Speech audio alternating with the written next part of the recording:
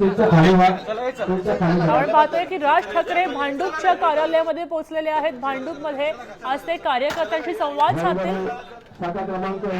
भांडूपच्या कार्यकर्त्यांशी संवाद साधत इथं निवडणुकीची रणनीती ते आखतायत आणि कशा प्रकारे मार्गदर्शन करायचं, जागावाटपाचं सूत्र कसं काय होईल त्याबद्दलही मार्गदर्शन करतायत। तेव्हा युती झालीच तर या ठिकाणी कोण उभं राहणार आहे याबाबतही त्यांचं लक्ष असणार आहे। राज ठाकरेंचं यंदा मराठी आणि मुस्लिम मतदारांवर लक्ष असणार आहे आणि त्या निमित्तानेच ते या ठिकाणी मार्गदर्शन करतील।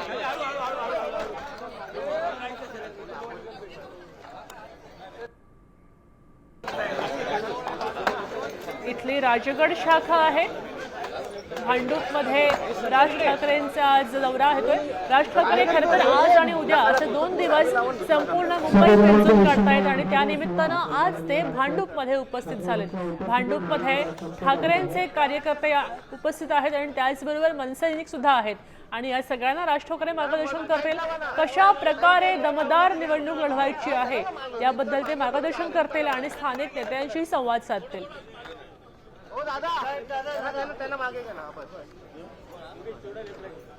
भांडूप हा खरं तर मराठी बहुल भाग आहे आणि या ठिकाणी काही मुस्लिम वस्ती सुद्धा आहे। तेव्हा मुस्लिम आणि मराठी ही सगळी मतं आपल्याकडे वळवण्यासाठी राज ठाकरे प्रयत्नशील असणार आहेत आणि म्हणूनच कार्यकर्त्यांना ते सूचना करतील, मार्गदर्शन करतील, कशा प्रकारे साथ घालायची मतदारांना तेही समजावून सांगतील। काही वेळातच ते संवादही साधतील।